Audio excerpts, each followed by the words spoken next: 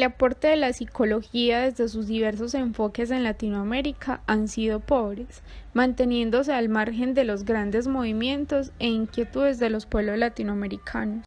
De hecho, los aportes importantes solo se han logrado mediante el trabajo interdisciplinario en el que ha participado la psicología en conjunto con la educación, sociología y filosofía. Un ejemplo de ello es el método de la alfabetización concientizadora de Paulo Freire, donde se plantea la concientización como la respuesta histórica a la carencia de palabra personal y social de los pueblos latinoamericanos, no solo imposibilitados para leer y escribir el alfabeto, sino sobre todo para leerse a sí mismos y para escribir su propia historia.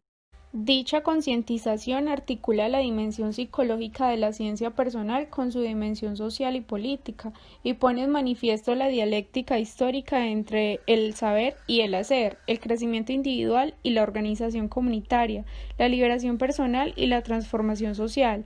Sin embargo, no han recibido la importancia que merece y en cambio se han dado una creciente subjetivización de los enfoques predominantes, donde la psicología sigue alimentando el psicologismo cultural como una verdadera ideología de recambio, que lo que ha hecho es fortalecer directa o indirectamente las estructuras opresivas al desviar la atención hacia los factores individuales y subjetivos.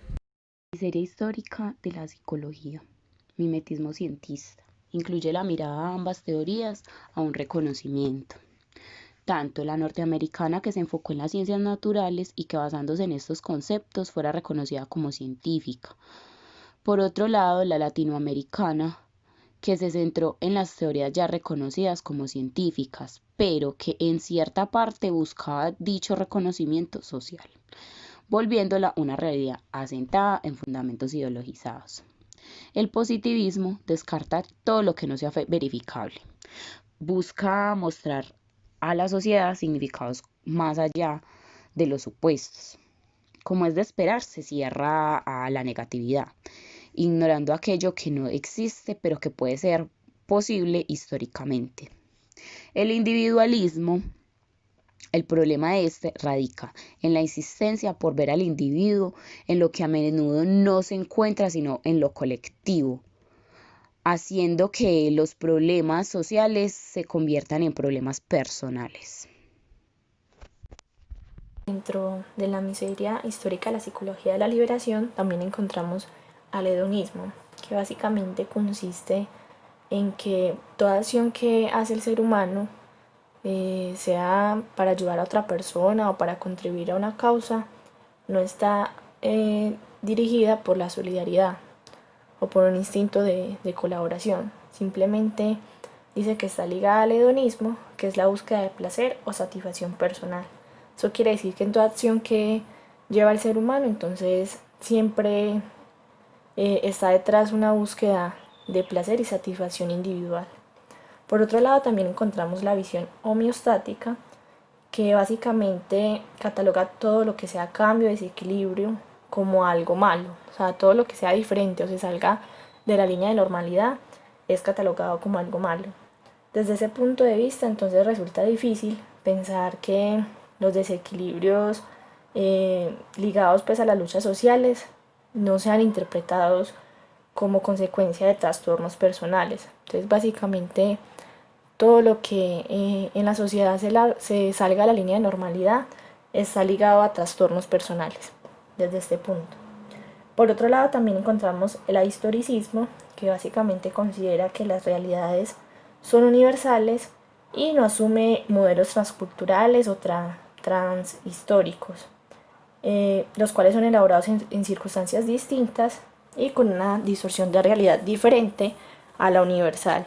Entonces, desde este punto de vista, simplemente se piensa que hay como una sola verdad o una sola universalidad y no se tiene en cuenta otros tipos de modelos culturales.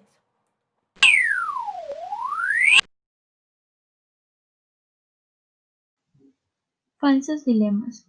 La dependencia de la psicología latinoamericana le ha llevado a debatirse en falsos dilemas, ya que no responden a los interrogantes de nuestra realidad. Existen tres dilemas que todavía siguen vigentes, que son la psicología científica versus la psicología con alma La segunda, la psicología humanista versus la psicología materialista. Y por último, la psicología reaccionaria versus la psicología progresista. La primera es una de las más superadas y es donde la psicología de las ratas, como se menciona en el texto, era contrapuesta a una psicología con alma, mientras los psicólogos y sacerdotes peleaban por un mismo rol frente a la sociedad.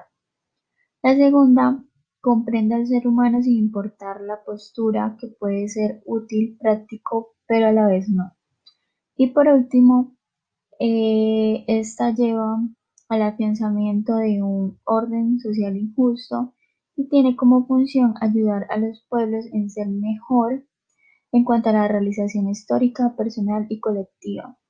Y también tiene la capacidad para explicar u ocultar la realidad para reforzar y transformar el orden social.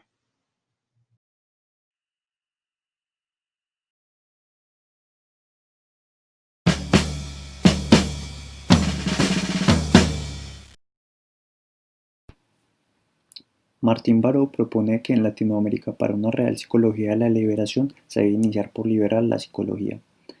Pero ¿cómo hacemos para liberar la psicología? La psicología debe alejarse de la creencia que solo la teoría nos da los lineamientos para poder ayudar a una comunidad. También desde la práctica se puede crear teoría y allí con una práctica y teoría contextualizada se abren las puertas para lo siguiente. Lo segundo sería lograr que además la ortodoxia se pase a la ortopraxis. Suenan palabras raras, pero su significado es muy simple. Es solo pasar de lo dicho o lo escrito a la acción. Y acá es importante ser críticos y poder definir cómo las acciones llevan a cambios reales en las comunidades. Lo tercero y último es que con este nuevo horizonte y la nueva praxis debemos reforzar y crear nueva epistemia, nueva teoría, que no soporte lo que se realiza día a día.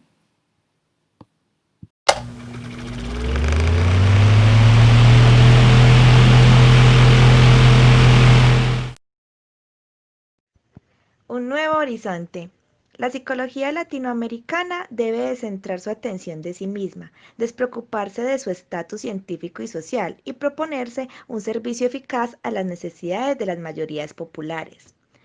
Hoy por hoy, el problema más importante que confrontan las grandes mayorías latinoamericanas es su situación de miseria opresiva, su condición de dependencia marginante, que les impone una existencia humana y les arrebata la capacidad de definir su vida. La psicología ha estado siempre clara sobre la necesidad de liberación personal, es decir, la exigencia de que las personas adquieran control sobre su propia existencia y sean capaces de orientar su vida hacia aquellos objetivos que propongan como valiosos, sin que mecanismos inconscientes o experiencias conscientes les impidan el logro de sus metas existenciales y de su felicidad personal. Por ende, la psicología debe trabajar por una liberación de los pueblos latinoamericanos.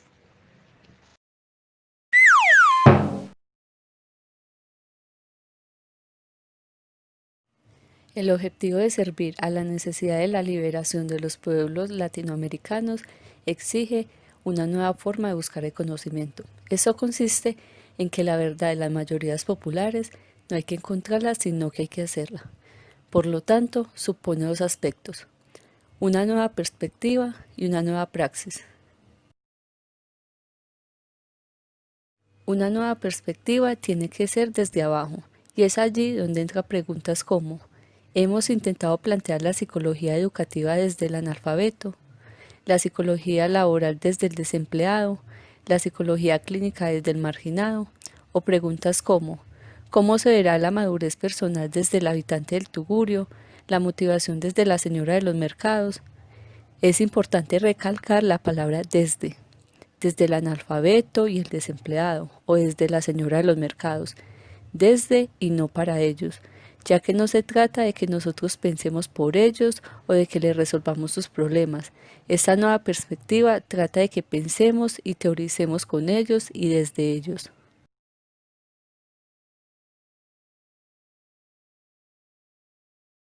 Una psicología de la liberación tiene que aprender que solo desde el mismo pueblo oprimido será posible descubrir y construir la verdad existencial de los pueblos latinoamericanos.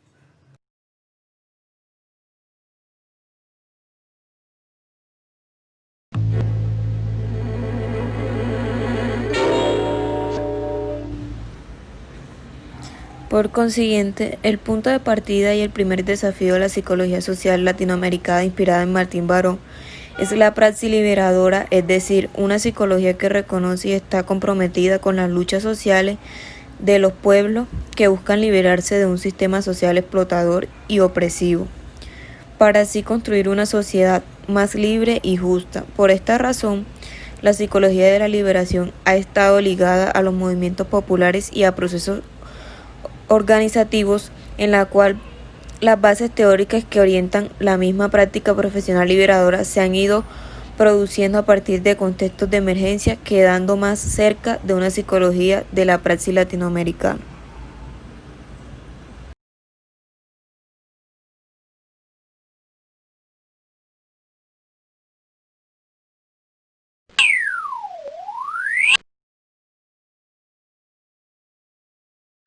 Finalmente, para las tareas de la psicología de la liberación, entonces encontramos la recuperación de la memoria histórica, que básicamente hace alusión al contexto de que las personas se han vuelto conformistas y aceptan sus realidades según lo que les han contado y no necesariamente porque conozcan sus antecedentes históricos. Es muy importante conocer estos antecedentes históricos porque se fortalece la identidad y podemos tomar aspectos relevantes que en este momento en muchos casos pueden ser desconocidos para utilizarlos en el proceso de transformación y liberación. Por el otro lado también encontramos potenciación de las virtudes populares, que básicamente consiste en tomar las virtudes de cada miembro de cada sociedad para encaminarlas al cambio y a la transformación. Y en el concepto de la desideologización del sentido común y la experiencia cotidiana, entonces consiste en crear nuestros ideales, no en base a los discursos dominantes ni a lo que oímos de los medios de comunicación, sino al conocimiento de nuestro contexto histórico y de nuestras realidades, y poder utilizar todos estos elementos para una transformación encaminada al proceso de la liberación.